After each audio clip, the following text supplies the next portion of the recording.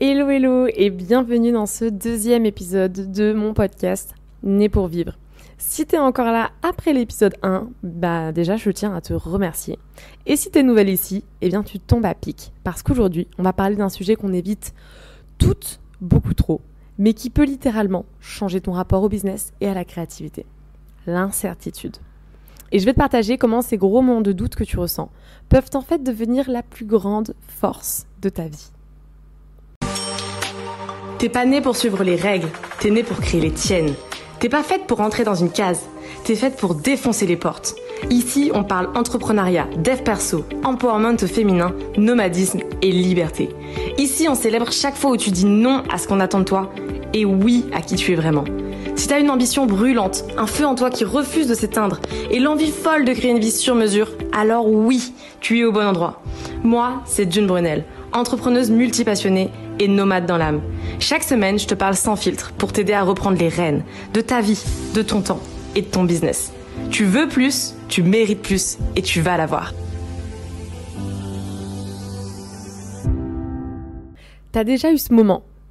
T'es dans le fond du fond, mais genre vraiment. Tu doutes absolument de tout. Tu remets absolument tout en question. Ton business, ton positionnement, ton offre, ta légitimité, tes relations, ton lieu de vie, ta vie entière en fait. Bref, t'as la tête dans le brouillard complet. T'as envie de tout plaquer, t'en peux plus. Et puis là, bam, t'as une révélation. Mais pas une petite idée passagère, non. T'as une révélation générale. Un plan super précis qui répond à tous tes doutes. Comme si d'un coup, après des jours, voire des semaines, voire même des mois dans le brouillard, tu entrevoyais clairement la lumière. Et là, tout prend un sens. Tout devient clair, structuré, brillant. Bref, tu vois exactement ce que tu dois faire. Comme si tout ce bordel interne venait de s'aligner en mode « Tiens, voilà ta solution ». Bon, tu vois ce genre de moment ? Moi, je les appelle des éclairs de clarté désespérés. Mais donc du coup, je me suis posé la question. Est-ce qu'on a vraiment besoin d'attendre d'être au bout du rouleau pour avoir des déclics aussi puissants que ça ? Et si, tiens-toi bien, et si en te mettant volontairement dans l'inconfort, dans l'incertitude, dans le doute, on ne pouvait pas provoquer ces révélations sans attendre d'être en PLS dans notre lit un mardi soir. Je te rassure, ce n'est pas juste une lubie de gourou perché, c'est un biais cognitif très concret. Ton cerveau, quand il est face à une impasse, il panique pas, il s'active, il trouve des issues. C'est l'instinct de survie. Mais s'il sent qu'il a une porte de sortie qui est facile, il va traîner, il va procrastiner, il va te faire tourner en boucle. Et ce mécanisme, il est hyper connu depuis la nuit des temps. Il y a même une stratégie militaire qui dit que quand tu veux envahir un territoire, il faut toujours laisser une porte de sortie à l'ennemi. Parce que si tu le bloques de partout, il va se battre jusqu'à la mort. Il n'a plus rien à perdre. Et donc, il aura plus de chances de te mettre la misère en retour, concrètement. Mais si tu lui laisses une issue, il va se battre jusqu'au moment où il va décider que fuir, c'est plus facile. Parce que justement, il y a une option. Et là, tu vas te dire, bon, elle est bien mignonne, elle, mais ça va, moi je suis pas en guerre, donc c'est quoi le lien avec moi, petite entrepreneuse en 2025 dans mon bureau avec mon petit match à latte, quoi. C'est tout simplement que même si tu n'es pas en guerre, ton cerveau, il est câblé comme ça. Donc il fait pareil. Il adopte naturellement le même raisonnement que les villageois qui se font envahir. En gros, si tu as une option, un plan B, ton cerveau ne mettra tout simplement pas toute ton énergie dans le plan A, puisque t'inquiète, il y a le plan B. Alors quand tu t'obliges à prendre une vraie décision, à éliminer le plan B, à te mettre face à ton choix, c'est le moment où tu deviens naturellement brillante, ingénieuse, audacieuse. Mais tant que tu as un petit au cas où, une petite zone de backup, tu bouges pas. Alors non, l'idée c'est pas de t'inventer des galères pour te fouetter l'âme, tu vois. L'idée c'est plutôt de te challenger volontairement, de te mettre en mouvement avant que la vie te pousse dans le vide. Donc comment on fait ça ? Par exemple en testant une offre que tu n'as pas encore sécurisée à 100%, en lançant un projet sans attendre que tout soit parfait, en te mettant une vraie deadline sans plan B, en t'autorisant à explorer une idée chelou, non validée par ton entourage ou ton feed Insta, on s'en fout. Parce que c'est dans ce flou, dans ce « je sais pas encore », que les vraies idées, elles vont arriver.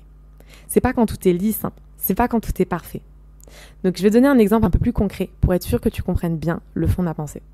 Imagine, tu es au chômage actuellement, en train de lancer ton activité. Tu te mets pas trop la pression parce que tu es au chômage.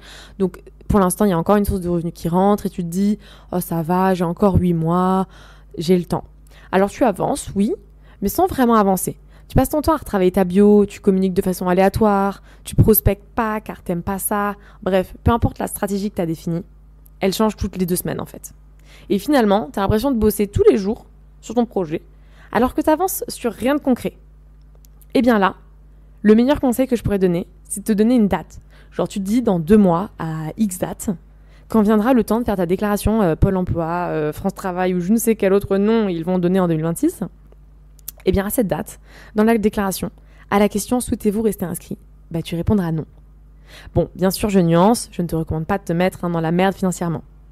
Mais si ça peut te permettre de te foutre un coup de pied au cul et enfin passer à l'action, de faire ce qui est challengeant mais nécessaire, eh bien oui, dans ce cas-là, je te conseille de le faire. Parce qu'on voit trop souvent l'incertitude comme quelque chose de négatif. Mais en fait, l'incertitude, c'est pas le contraire de la sécurité. C'est juste le terrain de jeu de ta créativité, de ta vision, et ça révèle ce que tu veux vraiment faire ou ce que tu es vraiment capable aussi de faire. Et dans un monde où tout change tout le temps, la seule constance que tu peux muscler, c'est ta capacité à justement danser avec l'incertitude. Pas à la fuir, pas à attendre en mode « on verra bien », mais à l'apprivoiser, à la convoquer, à la hacker même. Parce que c'est là que tu crées du neuf. C'est là que tu deviens actrice de ta vie et pas juste gestionnaire de ta to-do list, tu vois. Donc voilà, aujourd'hui je voulais te dire que ton brouillard, c'est pas un problème en fait. C'est un accélérateur caché. Et je pense que tant que tu l'auras pas compris, tu continueras à fuir l'incertitude, ou du moins à vouloir la fuir. Et en voulant la fuir, tu fuis aussi ta créativité, tu fuis aussi tes rêves et tout ce qui va avec. Et que si tu apprends à provoquer un peu l'incertitude dans ta vie pro, dans ta façon de penser, de créer, de vendre, en fait tu pourrais bien découvrir des choses que tu n'aurais jamais trouvées dans ta zone de confort. Alors j'espère que ça t'aura parlé. Merci de m'avoir écouté jusqu'ici. Et si cet épisode t'a parlé, partage-le à une entrepreneuse qui est peut-être justement en plein brouillard elle aussi et à qui ça peut faire du bien. Et n'oublie pas de me soutenir avec un commentaire 5 étoiles si ce n'est pas déjà fait.